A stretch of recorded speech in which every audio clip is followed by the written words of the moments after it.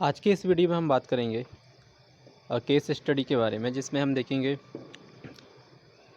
इसमें क्या है। मेनली जो है हार्ट अटैक जिसको हम बोलते हैं, उसके बारे में थोड़ा सा डिस्कशन है इसमें।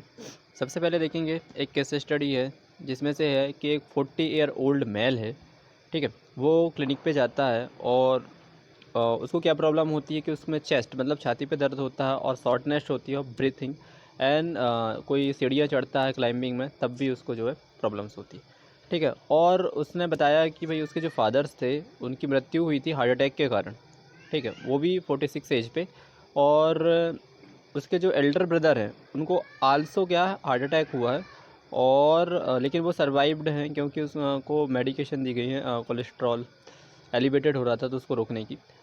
तो लेकिन जो पेशेंट आया उसने बताया कि मेरे मतलब कोई हिस्ट्री नहीं है मेरे पास, कि मेरे को ना डायबिटीज़ भी नहीं है, ना कोई प्रोलॉन्ग हाइपरटेंशन जो फैमिलियर रहता है वो भी नहीं है, ठीक है। लेकिन फिर भी उसको जो है ये प्रॉब्लम्स आ रही हैं। तो उसका एग्जामिनेशन किया गया तो देखा गया कि उसको मल्टीपल जेंथोमास है ना, और पाया गया कहाँ पर, एल्बो पे, फिंगर्स पे, एक्लिस पे, टेंडन्स पे और बटक्स पे, ठीक है।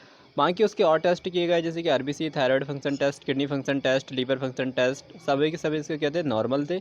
लिपिड प्रोफाइल टेस्ट किया गया ना, लिपिड प्रोफाइल टेस्ट किया जाता है अगर चेस्ट पे भी पेन होता है या हार्ट अटैक जैसी कोई प्रॉब्लम्स रहती है। तो उसमें देखो सीरम कोलेस्ट्रॉल जो है बढ़ा हुआ मिला, 430 मिला जब, और एलडीएल जो है 380 मिला।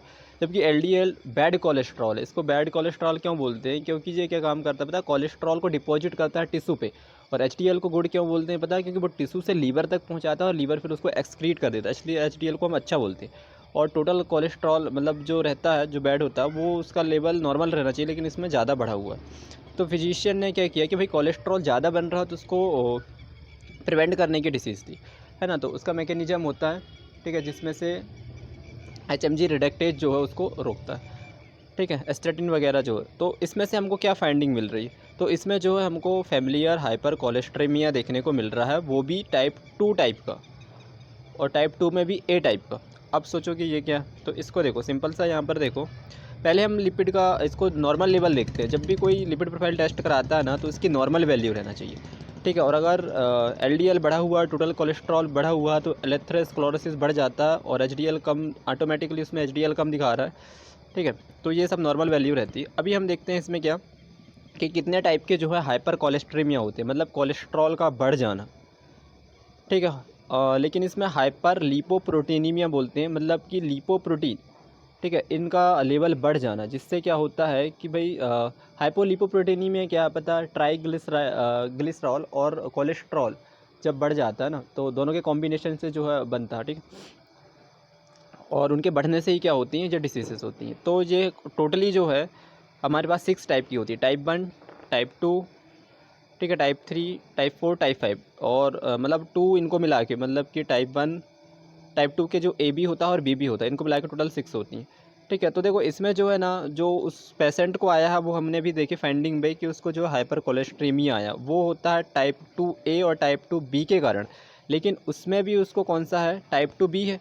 देखो यहाँ सॉरी टाइप 2A है। टाइप 2A का मतलब होता है कि उसमें क्या होगा, टाइप 2A में क्या है, उसकी प्राइमरी और सेकेंडरी दोनों डिसीज़ के कारण होता है। उसके कारण क्या होता है, एलडीए का जो रिसेप्टर होता है ना, वो डिफेक्ट हो जाता है। जब डिफेक्ट होगा तो क्या हो जाएगा भाई, एलडीएल बढ़ने लगेगा ना भाई, वो एक्सक्रीट ही नहीं हो पाएगा, है ना। और हाइपर कोलेस्ट्रेमिया हो जाएगा, और एलेथ्रोस्क्लेरोसिस के कारण क्या होगा, डिपॉजिट होने लगेगा वॉल्स पे, और हार्ट अटैक जैसे के चांसेस आएंगे, ठीक है। तो ये क्या होता है टाइप 2B के कारण, टाइप ए के कारण होता है, ठीक है।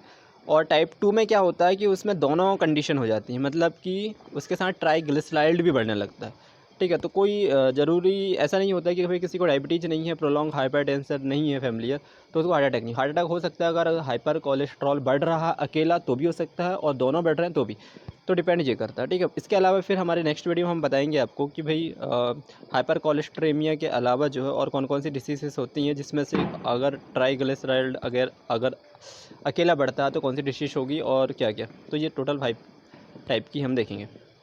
इसके अलावा देखो इसमें टाइप 1 में क्या होता है, टाइप 2 में क्या होता पूरा इसमें दिया गया है। इसके अलावा ये टेबल बहुत इंपॉर्टेंट है, फैमिलियर हाइपर लिपोप्रोटीनीमिया जिसको टाइप 1 कहते हैं। तो इसमें क्या होता है कि लिपिड मतलब ट्राइग्लिसराइड ओनली यही अकेला बढ़ता है, ठीक है।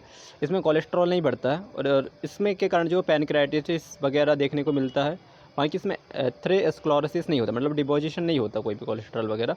फैमिलियर हाइपर कोलेस्ट्रीमिया जो भी हमने देखे, ये दोनों प्रकार का। तीसरा में क्या होता है, एक होता है डायबिटो लिपोप्रोटीनीमिया जिसमें भी एथेरोस्क्लेरोसिस हो सकता है, ठीक है, और जैंथोनोमा भी उसमें होता है। इसके अलावा पैनक्रेटिस और एथेरोस्क्लेरोसिस होता है। तो ज़्यादातर क्या होता है कि डायबिटीज़ प्रोलॉन्ग्ड हाइपरटेंशन फैमिलियर वाले को उनको ज़्यादा चांसेस हो जाते हैं, है ना। तो हमेशा याद रखना चाहिए प्राइमरी क्या कॉज क्या होता है, डायबिटीज़ होता है, प्रोलॉन्ग हाइपरटेंशन फैमिलियर ये होता है, ठीक है, प्राइमरी। और सेकेंडरी में इसके अलावा और भी डिजीज़ेस हैं। तो ये प्राइमरी सेकेंडरी मिला के जो है। और इसका ट्रीटमेंट जो होता है, ट्रीटमेंट में क्या है कि हमको पता है कि हमारी बॉडी पे जो है कोलेस्ट्रॉल बन कैसे रहा। तो इसका जो रेट लिमिटिंग एंजाइम होता है वो होता है एचएमजी कोए रिडक्टेज। ये क्या करता है कि एचएमजी कोए को मेवेलोनिक एसिड में कन्वर्ट करता है, फिर आगे जाके कोलेस्ट्रॉल बनता है। अगर हम इसको ही रोक दें तो कोलेस्ट्रॉल बनेगा ही नहीं। तो इसके लिए स्टेटिन दी जाती है। स्टेटिन क्या करता है, इसको जो है रोक देता है, इनिबिट कर देता है, ताकि कोलेस्ट्रॉल कम बने, ठीक है। इस प्रकार से इसका जो है ट्रीटमेंट हो जाता है। वैसे तो जो है हमारे इसमें कोलेस्ट्रॉल है वो स्टेरॉइड हार्मोन बनाने के लिए अच्छा होता है, और जो उसके लिए है एचडीएल कोलेस्ट्रॉल हमको ज़्यादा लेना चाहिए, जो कि बैड कोलेस्ट्रॉल को रोकता भी है। लेकिन ज़्यादा मात्रा में हमें जो है कोई भी फैटी एसिड या फिर कोलेस्ट्रॉल या फिर जो भी फैट वाली चीज़ है उनका सेवन नहीं करना चाहिए। और हेल्दी लाइफ के लिए हमको एक्सरसाइज करना चाहिए, उससे एचडीएल बढ़ता है। और ओमेगा 3 फैटी एसिड लेना चाहिए जिसमें गुड कोलेस्ट्रॉल होता है, क्योंकि हमारी बॉडी में कुछ मात्रा में जो है हमारी बॉडी खुद कोलेस्ट्रॉल का क्या सिंथेसिस करती है। लेकिन ज़्यादा मात्रा में अगर हम बैड कोलेस्ट्रॉल लेंगे तभी ये दिक्कत आती है। तो हमको जो है गुड कोलेस्ट्रॉल लेना चाहिए, गुड एचडीएल लेना चाहिए, जो एक टाइप प्रकार का कोलेस्ट्रॉल होता है। Thank you.